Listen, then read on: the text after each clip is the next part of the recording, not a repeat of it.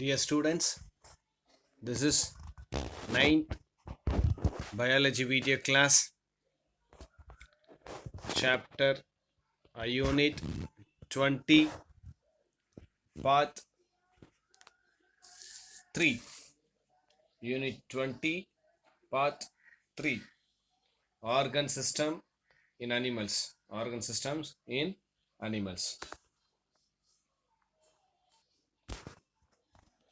Last topic we have seen in unit 20, human digestive system. So these are the explanations we are seeing here. So this diagram also we are seeing. Then structure of alimentary canal we have started. In that, mouth parts we have completed, teeth parts we have completed, and this tabular column, the types of teeth and their functions.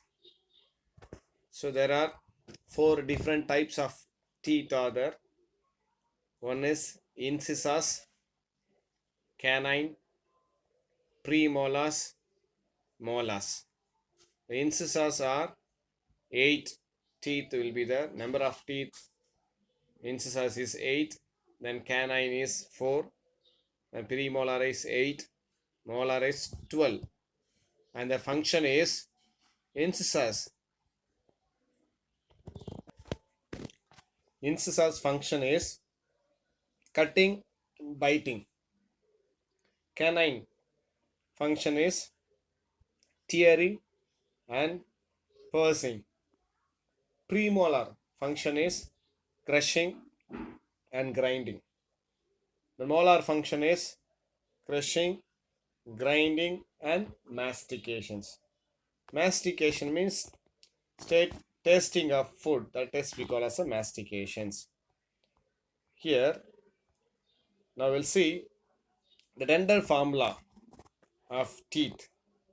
Dental formula represents the number of different type of teeth present in each half of a jaw. That is a upper jaw and lower jaw. The types of teeth are denoted as incisors. So that letters I means incisors. Then canine means C. The first letters will take as a dental formula. Then premolars. The first letters, molar first letters. That's why they say as a PM. And molars, the first letters of molar they take. The dental formula is represented as for milk teeth in each half of upper and lower jaw. What is milk teeth? That's a temporary teeth. That is a temporary teeth. And 2, 1, 2 by 2, 1, 2 is equal to 10 into 2 is equal to 22. And for permanent teeth in each half of upper and lower jaw is the 1, 2, 1, 2, 3 by 2, 1, 2, 3 is equal 16. 16 into 2, 32 teeth are there in human adult. So these are the structure of molars, premolars, canine, incisors. So these are the different kinds of teeth you can go through. The next topic is the one salivary glands. Next topic is the one salivary glands.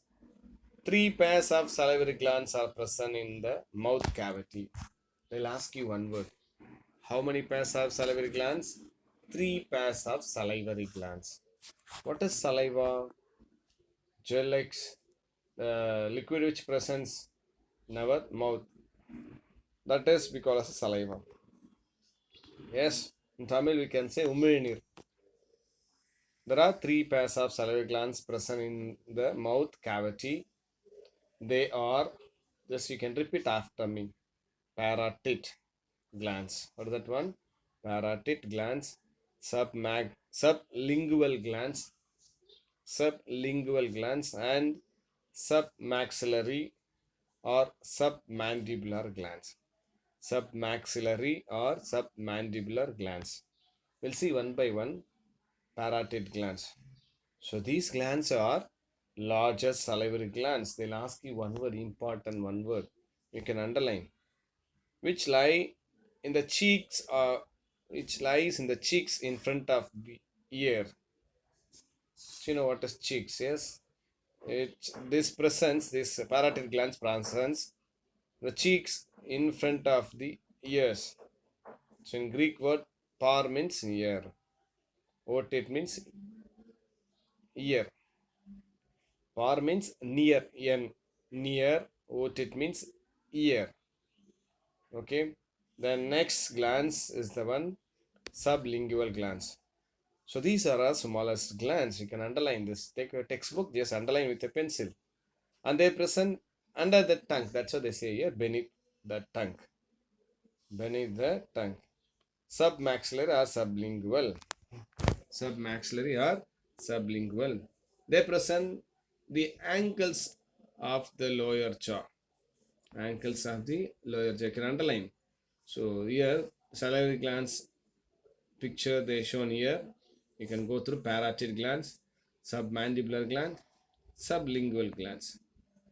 We'll see what are the functions of it. The salivary glands secrete a viscous fluid called saliva, somewhat lubricating fluid. That's we call as a viscous fluid.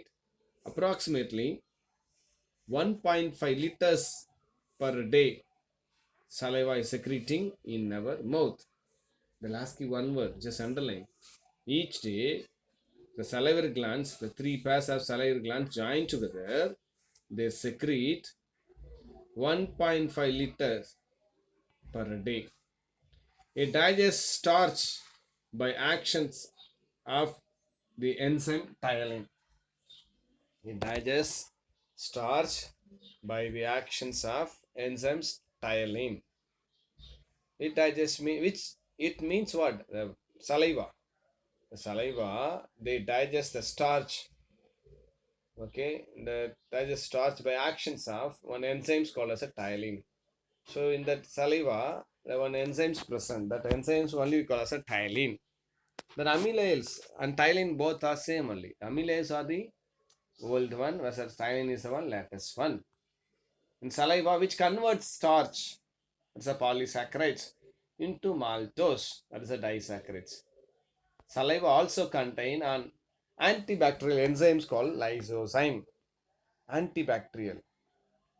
Antibacterial means the enzymes. The name of the enzyme means lysozyme. The enzymes which functions against of bacteria. If any bacteria present in our mouth means these enzymes, these lysozymes, they kill it out. When you get up early in the morning, if you just smell of your mouth, you will get heavy bad smell, very bad odor will get. Okay, like that, but that bad odor comes, the bad smell comes due to the bacteria which present in our mouth.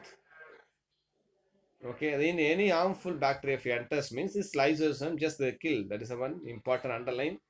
In which type, what type of enzymes are present in the saliva? It means the ptyalin.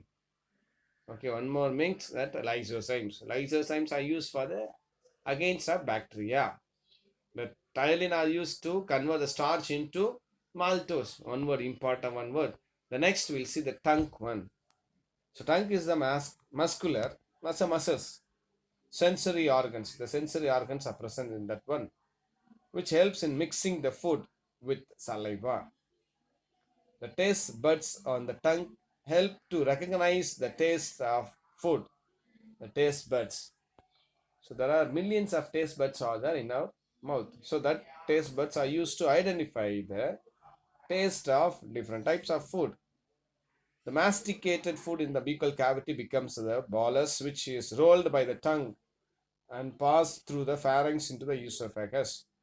The masticated food means that once the food is tasted and chewed, they become as a bolus, means globe-like spheres, globe-like structures, and they rolled and just they send by the tongue and pass to the pharynx into the esophagus by swallowing.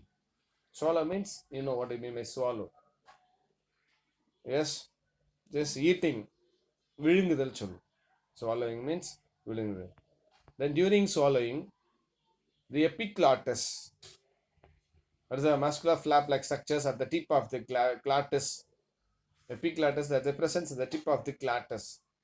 If you just open your mouth, you can find somewhat pointing out in your tongue, in your mouth. That's the way as epiglottis. Here, epiglottis closed and prevents the food from entering into the trachea. Trachea, that's a windpipe. When you eat food, when we eat food during that time, the windpipe will be closed by this trachea. Closed by this, not trachea, closed by this epiglottis. When you breathe in, when we breathe in during that time, the food pipe will be closed due to the epiglottis, because of epiglottis. That's what they say here. The next one, pharynx. The pharynx is the membrane lined cavity behind the nose and the mouth, the connecting them to the esophagus. It serves as the pathway for the movement of food from the mouth to esophagus. An esophagus, a food pipe, is a muscular membranous canal about 22 centimeter in length. It conducts food from the pharynx to the stomach by peristalsis. That's a peristalsis, wave-like movements produced by the rhythmic contractions and relaxations of the muscular wall of alimentary canal. Okay. The next parts of digestive system is the one small intestine. We're not small intestines, we'll go stomach. Stomach is a wide J-shaped muscular organ located in the esophagus and small intestine. Esophagus, small intestine. I'll show you the diagram where you can go through the diagram and see the explanations easily. We are seeing stomach now. Stomach, I'll just explain to you by showing the picture.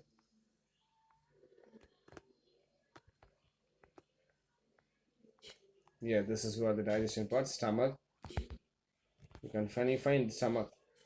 So it's a white J-shaped, underlined J-shaped muscular organs located between esophagus and small intestine.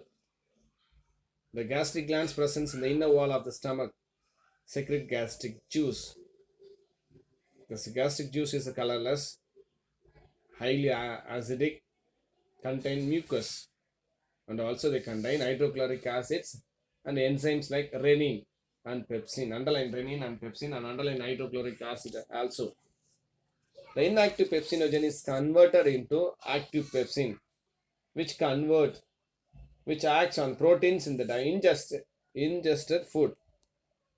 The hydrochloric acids underline this, hydrochloric acids kills the bacteria swallowed along with the food and makes the medium acidic, while the mucus protects the wall of the stomach.